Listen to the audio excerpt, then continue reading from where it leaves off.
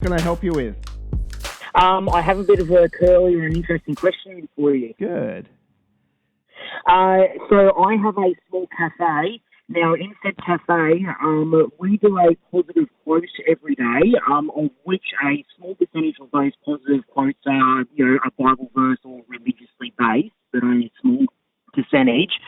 We also play Vision 180, which is a Christian youth station, sort of like as background noise. Now, I've received quite a bit of backlash for both of this, and I do believe that it could potentially be hampering my sales to a degree.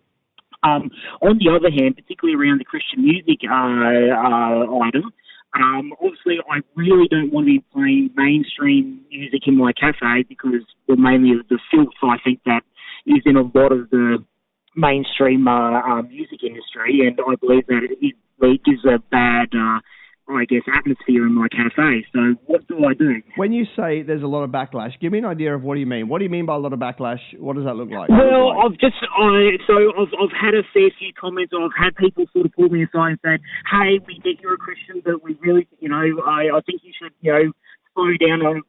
So for example, I was talking to a lady who I know fairly well, and she was basically saying to me, "Look, I was in the shop and a lot of people were bagging you out and were putting you down, and I do know that it does turn a lot of people off." Yeah. Well, my Bible says, "Woe to you if all men speak well of you." So I wouldn't worry about people bagging you out. Yeah.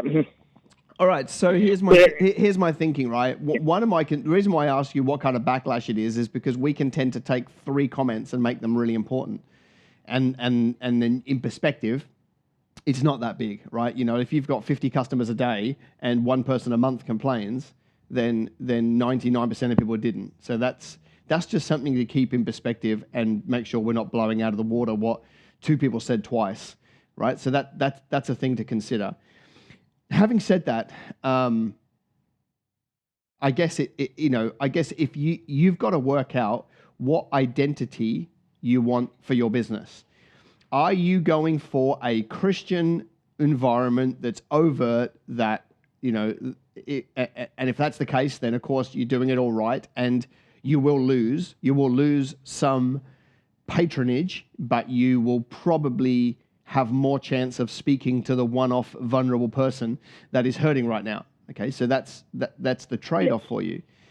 If you're wanting to build a business where you can just love on people, and not be so overt, then of course you've got to play this stuff down.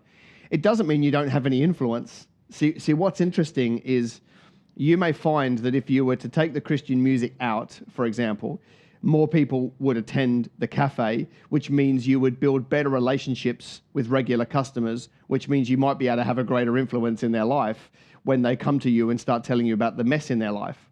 But because you put on Christian music, they were so put off they didn't even bother coming in. So it's a trade-off. And I think that's why I say it's an identity, because either one of those ways is fine. In terms of being, ministry and outreach, either of those is fine. You can be overt and you will put a lot of people off, but it's very clear where you stand. You can be covert and you can build better relationships over the long term and still have some influence. I'll give an example. I obviously started my business coaching practice as a believer, but I didn't take a Bible to my meetings and I didn't, preach to people, and I just taught them business and helped them grow their business. And then on the side, they would occasionally see, the crazy weird stuff that I would do with my family or church or something like that on social media. But there were plenty of times when I didn't preach at people, but their life fell apart and then they asked me for help. And in that moment, because I had solved a problem for them and walked a journey with them and built trust with them, I was able to speak into their life. And in one particular case, this fellow fully gave his life to the Lord and became radically saved. Now, I don't know what would happen if I preached at him in my first meeting. I probably never would have got to walk that journey with him to build the trust to get, for him to come to the Lord. So that's why I'm not bothered which way you choose. It's not, I would be concerned if you were to say, I need to be playing Christian music to be a good Christian in business. I don't think that's the case at all. You get to decide. the identity. No, that's definitely not the, like I said, the main, particularly the Christian music, the main reason why I want to play, so our core belief is bringing abundance to people's lives, and I'm all about, bringing a bit of positivity to people's lives, which is why we're doing the positive quotes every day. So the reason I want to play the Christian music is because, in my opinion, the secular music is definitely not positive. It brings in a bad atmosphere. So I just, in most cafes, you want a bit of music as a background. So I just want something that's positive, music that's positive and life-giving. And in my opinion, the only one that really fits that bill that I can find at the moment is I really like Vision 180, which is mainly music. It's positive, it's life-giving, where pretty much any other particularly secular mainstream music, it definitely doesn't fit those categories. But I do kind of think that there are a million songs out there that are not Christian labeled and certainly not worldly and horrible. So why don't you just jump on iTunes or something, make up a 400 song playlist of music that is clean and run it in the shop. That way you get the best of both worlds. You get clean music, you get to please the customer, and everybody gets what they're wedded to. That would be my way of finding the middle ground. It would be just go and create your own. No, obviously not 5 songs, because that's really annoying for your regulars. Yeah. So go and build a big playlist and so forth. Now, this time of year is easy. This time of year is really easy because, like, I don't know if you've been to any of the shops. There's only two CDs that get played this year, right? There's either Michael Bublé or Justin Bieber, right? And very occasionally a little bit of the old Mariah, who's probably on both of their albums anyway. So it's easy this time of year, right? But all jokes aside, just go and make up your own playlist and start playing it, right? And if you really want to, maybe the quotes, the scripture quotes, maybe do less of them, but add in some other positive quotes. Just filter them through a little bit less. So that people I actually have been doing like of all my positive quotes, literally only about 10% of them are, we could call it, religiously based. Majority of them are actually quotes from famous people like Oprah Winfrey and Mark Twain. I think I've got one from him. I've been stealing this from Charles Spurgeon, which aren't religiously based, but he said some amazing quotes. So. Yeah, so that's fine. You're doing it right. I mean, I don't think anybody's offended by a quote that has a scripture and verse on it. They might be offended by music. You'd be surprised. Yeah. If you're doing it every day and pushing it in front of them, like if you had quote cards on the table, on the top of the menus and stuff like that, then you would probably lose. Having said that, In-N-Out Burger, which is one of the biggest burger chains in America, they put scripture and verse on every bit of product. So it can be done. Mm.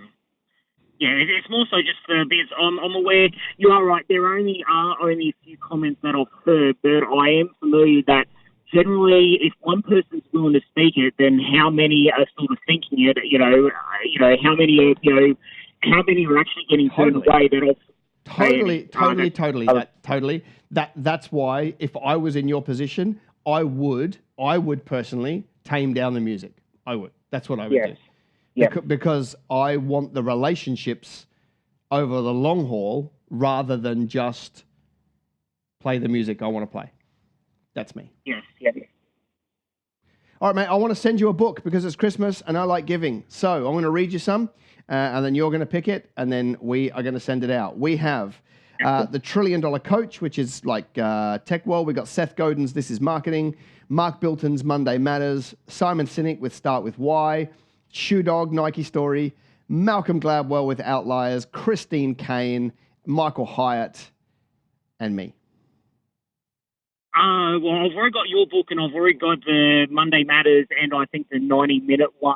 So the $1 Trillion Coach definitely sounds interesting. There's another one you said that sounds very interesting. Where it was in the middle there. Shoe Dog? Yes, Shoe Dog 90, what's that one about? That's the Nike Story. Oh, okay. That would probably be very interesting, actually. It's a phenomenal book, right until the very end. It's got a massive cliffhanger at the end. And I won't tell you what it is for spoiler alert, but it has got a massive cliffhanger that you never saw coming. Bless you, buddy. Have a great Christmas.